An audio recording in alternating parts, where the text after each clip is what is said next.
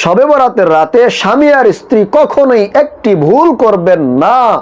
যদি করেন তাহলে আপনার সংসারে কখনোই শান্তি আসবে না, আপনার সংসারে অশান্তি লেগেই থাকবে।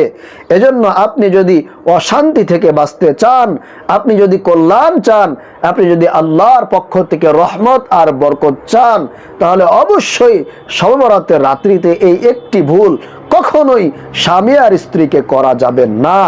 যদি করেন তাহলে সারা বছর আপনার সংসারে অভাব অনটন লেগেই থাকবে, দুর্ভিক্ষ দেখা দিবে, বিপদ বালা মুসিবত কিন্তু লেগেই থাকবে, রোগ শোক আপনার পরিবার সংসার থেকে কখনোই দূর হবে না। কেন বলছি এই কথা? কারণ হলো আল্লাহর নবী সাল্লাল্লাহু আলাইহি ওয়াসাল্লাম এই লাইলাতুল বরাত সম্পর্কে বাইহাকি শরীফের মধ্যে অত্যন্ত গুরুত্বপূর্ণ কিছু কথা আমাদের জন্য তিনি বলে গিয়েছেন। তিনি বলেছেন এই লাইলাতুল বরাত হচ্ছে এটা এমন একটি রাত যেই রাতে আগামী 1 বছর এই পৃথিবীতে কতগুলো সন্তান জন্মগ্রহণ করবে তার একটা লিস্ট আল্লাহ পাক রব্বুল আলামিন এই রাতেই তৈরি করেন। এবং আগামী 1 বছর এই পৃথিবী থেকে কতগুলো সন্তান, কতগুলো মানুষ বিদায় নিবে, ইন্তেকাল করবে, তার একটা লিস্ট কিন্তু আল্লাহ সুবহানাহু ওয়া তাআলা এই রাত্রিতেই তৈরি করে থাকেন। এবং বিগত 1 বছর আপনি কি কি আমল করেছেন, কি কি অন্যায় করেছেন, পাপ করেছেন, সেগুলো আল্লাহ সুবহানাহু ওয়া তাআলার দরবারে ফেরেশতারা উপস্থাপন করে থাকে। এবং আগামী 1 বছর আপনি কি খাবেন, কি পড়বেন, আপনার জন্য কতটুকু রিজিক বরাদ্দ করা হবে, তারও একটা লিস্ট কিন্তু এই শবে বরাতের রাত্রিতেই আল্লাহ সুবহানাহু ওয়া তাআলা করে থাকেন। এই যে রিজিকের বিষয়টা, আজকে কিন্তু অধিকাংশ মানুষ অভাবের মধ্যে আছে, সংকটের মধ্যে আছে। এজন্য আপনি যদি এই শবে বরাতের রাত্রিতে আল্লাহর দরবারে কান্নাকাটি করতে পারেন, আল্লাহর কাছে যদি আপনি রিজিক চান, তাহলে অবশ্যই আল্লাহ পাক রব্বুল আলামিন আপনাকে রিজিক দিয়ে একেবারে পরিপূর্ণ করে দিবেন।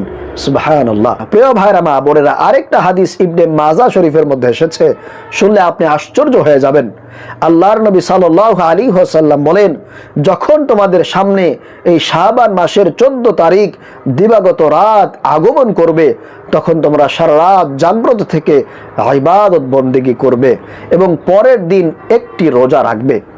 কারণ আল্লাহ পাক রব্বুল আলামিন সূর্যাস্ত যাওয়ার সাথে সাথেই এই প্রথম আসমানে নেমে আসেন এবং বান্দাদেরকে ডাকতে থাকেন, বলেন তোমাদের কার কি সমস্যা, কে আছো আমার কাছে ক্ষমা চাইবে, কে আছো আমার কাছে রিজিক চাইবে, কে আছো বিপদগ্রস্ত, কে আছো রোগাক্রান্ত, আমার কাছে চাও, আমি আল্লাহ তোমাকে মাফ করে দিব, তোমার রিজিকের অভাবকে দূর করে দিব, তোমার বিপদকে তোমার থেকে দূর করে দিব এবং তোমার রোগকে সুস্থ করে দিব।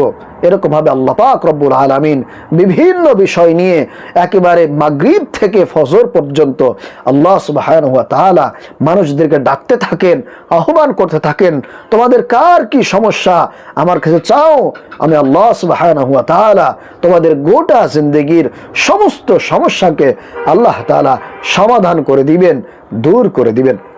এজন্য প্রিয় ভাইরা মা বোনেরা, আপনি যদি এই শবে বরাতের রাত্রিতে এই আমলগুলো না করে আপনি যদি ঘুমায়া পুরা সারা রাত কাটায়া দেন, তাহলে কিন্তু আপনি মিস করলেন, আপনি আল্লাহর কাছে রিজিক চাইতে পারলেন না, আপনি ক্ষমা চাইতে পারলেন না, আল্লাহর কাছে সাহায্য চাইতে পারলেন না।